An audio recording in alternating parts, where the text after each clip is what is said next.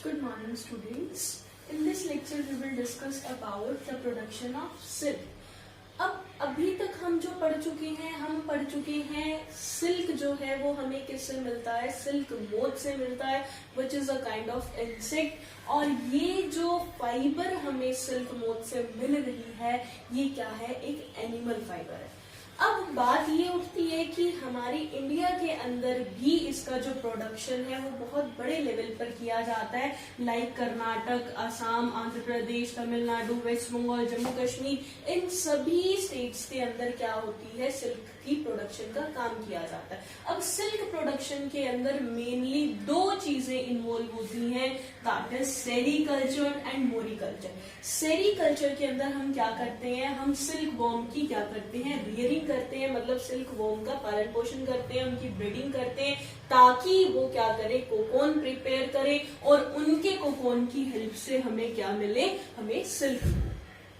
Second thing is moriculture. अब हमें ये चीज पता है कि जो सिल्क वॉर्म होता है वो मलबरी लीव्स को खाता है, तो मलबरी लीव्स की फीडिंग के लिए हम क्या करते हैं, हम मलबरी प्लांट को कल्टीवेट करते हैं, मलबरी प्लांट्स की खेती करते हैं ताकि हम मलबरी लीव्स को हार्वेस्ट कर सके और सिल्क वॉर्म को खाने के लिए दे सके। तो हमारे इंडिया में इतने बड़े लेवल पर हम सिल्क को प्रोड्यूस करते हैं तो उसमें हमें दो टाइप की फार्मिंग की रिक्वायरमेंट होती है, that is sericulture and moriculture, जिसमें हम क्या कर रहे हैं, सिल्क वॉर्म की रेयरिंग के साथ साथ हम मलबरी प्लांट्स भी लगा रहे हैं ताकि हम एक अच्छी अमाउंट के अंदर, एक अच्छी क्वालिटी के अंदर क्या कर सके, सिल्क को प्रोड्यूस कर सके।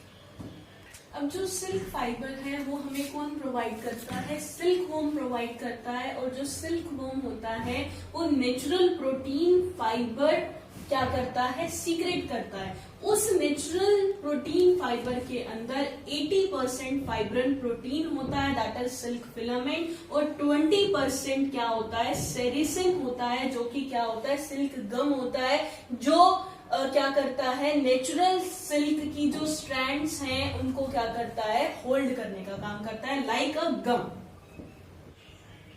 सिल्क प्रोडक्शन में जो हमारा फर्स्ट प्रोसीजर होता है वो होता है रियरिंग ऑफ सिल्क वॉर्म। अब सिल्क वॉर्म की रियरिंग की जाती है ताकि हमें क्या मिल सके, कोकोन मिल सके। अब इसमें जो बेसिक चीजें इन्वॉल्व होती है, सबसे पहले क्या होता है कि जो सिल्क मोथ होती है वो हमारी 400 to 500 एग्स एक टाइम पर रिलीज करती है, एंड एग रिलीज होने के बाद वो क्या हो जाती है, मर जाती है। उसके बाद जो एग्स होते हैं वो सिल्क फार्मर्स को क्या कर दिए जाते हैं, सील कर दिए जाते हैं। सिल्क फार्मर्स उन्हें क्या करते हैं, हाइजीनिक कंडीशंस के अंदर स्टोर करते हैं और under hygienic condition suitable temperature में जो एग्स हैं वो क्या कर जाते हैं, हैच कर जाते हैं, और उसमें से लार्वा और कैटरपिलर क्या आ जाता है, बाहर आ जाता है। अब ये जो लार्वा और कैटरपिलर हमारा वॉर्म लाइक स्ट्रक्चर है वो बहुत ही डेलिकेट स्टेज है, तो उस टाइम पर भी स्पेशल जो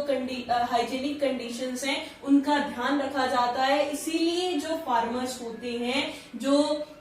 सिल्क फार्मर्स हैं, वो क्या करते हैं, वो उन्हें बैम्बो ट्रीज के अंदर रखते हैं और उन्हीं बैम्बो ट्रीज के अंदर फ्रेशली मलबरी लीव्स रखी जाती हैं ताकि लार्वा उन मलबरी लीव्स को खा सके। और ये जो लार्वा कैटरपिलर है हमारा, ये मलबरी लीव्स लगातार क्या करता है, 25 to 30 डेज कंटिन्यू क्या करता है, फीड करता है, खाता है, और उसके बाद खाना छोड़कर क्या करता है, स्पिनिंग करता है, मतलब कोकोन्स प्रिपेयर करता है। उस कोकोन्स में क्या होता है, जो उसकी सेलेवरी ग्लैंड्स हैं वो क्या करती हैं, जो प्रोटीन फाइबर है उसको रिलीज करती हैं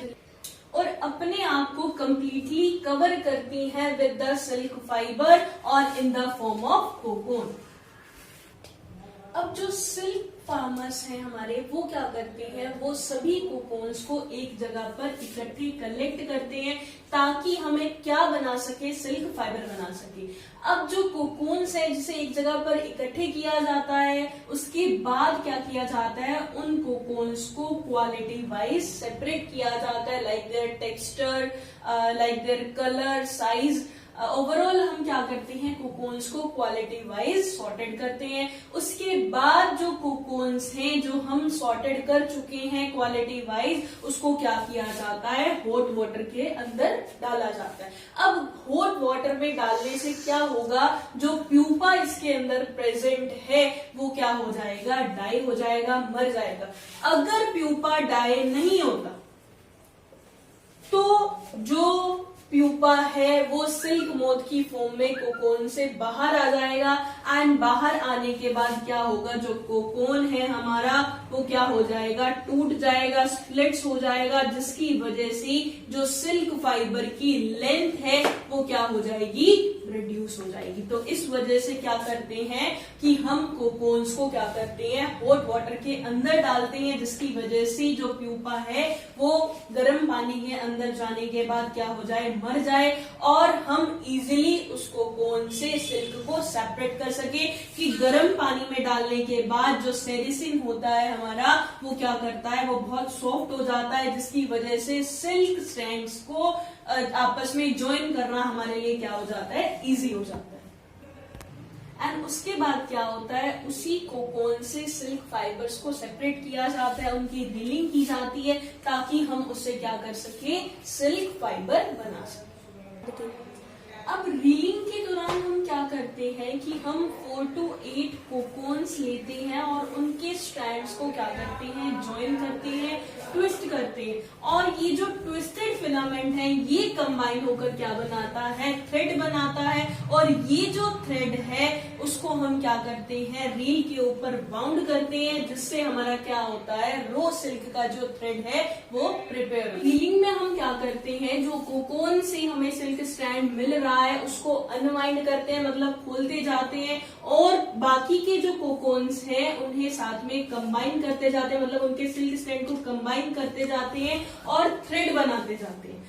जनरल क्या कहते हैं कि 1 कोकोन के अंदर नियर अबाउट 300 to 500 मीटर का सिल्क स्ट्रैंड होता है, बट सारा सिल्क स्ट्रैंड यूजेबल नहीं होता। इसी वजह से अगर हमें 1 किलोग्राम रो सिल्क प्रिपेयर करना है तो हमें नियर अबाउट 5500 सिल्क वॉर्म की रिक्वायरमेंट होगी, या फिर हम ये कह सकते हैं कि 1 किलोग्राम रो सिल्क प्रोड्यूस करने के लिए हमें 70 to 80 किलोग्राम कोकोन की रिक्वायरमेंट होगी।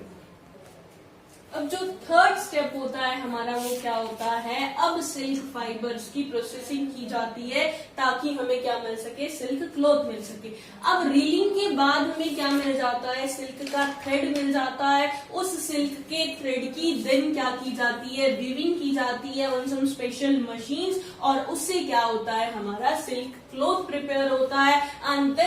देन उस सिल्क क्लॉथ का यूज करके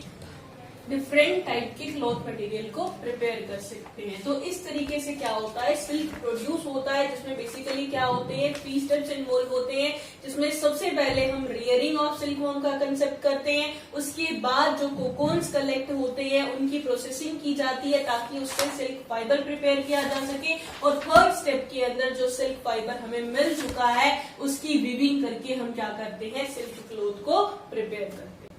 Let us talk about the history of silk. सबसे पहले जो सिल्क है वो ऑब्जर्व किया गया था चाइना के अंदर। उस टाइम जो वहां की एम्परर थी होंगटी और उनकी जो एम्प्रेस थी सी लॉन्गची, उस टाइम पर क्या कर रहे थे, वो गार्डन में बैठकर चाय पी रहे थे, और अचानक से क्या देखा उन्होंने कि जो उनके गार्डन में मलबरी ट्री लगा हुआ है उसके जो पत्ते हैं वो कुछ डैमेज हैं, मतलब उनके ऊपर उन्हें कुछ कीड़े दिखाई दिए जो क्या कर रहे थे, मलबरी ट्री की जो लीव्स है उनको खा रहे थे, और कुछ कीड़े क्या कर रहे थे, कोकोन स्पिन कर रहे थे। और एक्सीडेंटली क्या हुआ, एक कोकोन जो है वो उनकी चाय में गिर गया, और उसके बाद यहाँ से शुरुआत हुई, मतलब बाय चांस जो सिल्क था हमारा वो चाइना के जो एम्परर थे उन्होंने सबसे पहले ऑब्जर्व किया। हालांकि बहुत टाइम तक जो सिल्क का प्रोडक्शन है वो चाइना के अंदर ही रहा, पर धीरे धीरे जो ट्रेडर्स थे वो जब चाइना गए तो वहां से जो सिल्क था वो हमारे देशों में बाकी के जितने भी कंट्रीज हैं वहां तक पहुंचा। और आज अगर इंडिया की बात की जाए तो कम से कम इंडिया में भी